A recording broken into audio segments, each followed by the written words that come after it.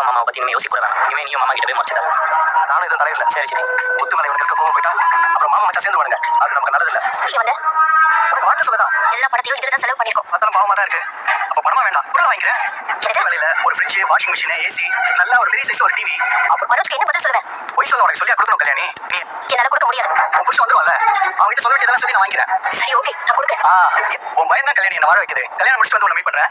நீ பாக்க ஒரு ஆள் நிறைய பொருள் வாங்கிட்டு போறாரு. இஎம்ஐல வாங்கிட்டு போயிருக்காரு. நம்பிக்கையான ஆள் தான். கரெக்டா மாசம் மாசம் பே பண்ணிடுவாரு. ஏதாவது ஒரு பொருள் கொடுத்தா பரவாயில்ல. 3 நாள் பொருள் கொடுத்துருக்கீங்க. அவர் பணம் தருவாங்க எப்படி நம்புறது? பணம் வாங்காம இப்போ உனக்கு பணம் தான் பிரச்சனையா? பொருள் எல்லாம் திரும்ப கொடுக்க சொல்றேன். ஏன்னா ஹஸ்பண்டுக்கு மேல நம்பிக்கை இல்லைன்னு சொல்லி நான் அவர்கிட்ட மன்னிப்பு கேட்கிறேன். சரி விட்டு பாத்துக்கலாம். நீ பால்ல இருக்கணும். நீ எனக்கு உதவி பண்ணணும். என்ன பண்ணணும்? ஒரு ஆள் ரொம்ப நல்லா டார்ச்சர் பண்ணிட்டு இருக்கான். சில விஷயங்களை சொல்லி என்ன பிளாக்மெயில் பண்றான். ஆகுது ஐட்டக்கா இருக்கா? அவன் ஐட்டக்கான குடிக்கிறாங்க. இவன் கொண்டாடி அவன் கூட வாழ பிடிக்காம ஓடிட்டான். இதுக்கு காசு ஒரு ஹெல்ப் தான கேக்குறீங்க. இதுக்கு காசு இதுக்கு அவன் தொலை பண்ண மாட்டான். நீங்க கிளம்புங்க. அந்த மொத்த ஏதாவது செய்யணும். இந்த பொண்ணை வச்சு தான் செய்யணும். அதனாலதான் இது நடந்த இஷ்யூல இனிமே நீங்க குக் பண்ண மாட்டீங்கன்னு நினைச்சேன். உங்க கோவம் அதுக்குள்ள போயிடுச்சா? ஹஸ்பண்ட் வைஃப் கூட சண்டை வந்தா சில பேர் கோவம் அவங்க அம்மா வீட்டுக்கு போயிடுவாங்க. நீங்க அது கூட பண்ணல. அந்த மாதிரி ரவி ஏதாச்சும் பண்ணா ஓங்கி அவன் மூஞ்சிலே குத்திடுவேன். அத்தவங்க கோவப்படுற மாதிரி பேச என்ன செய்வீங்க? அது அப்படியே நல்ல ஃபயர்ல காட்டி அப்படியே பெருசா சூடு போட்டுருவேன். எக்ஸ் மாதிரி ஐயோ அவனை எனக்கு எதிராக தூண்டி விடுறியா? உனக்கு ஆள் சேர்க்கிறியா? சண்டை தூண்டி விட பாக்குறேன். எங்களை பிரிச்சு அவனை உன் கைக்குள்ள போட்டு பாக்குறியா? தாக்கல் பண்ணியா நீ?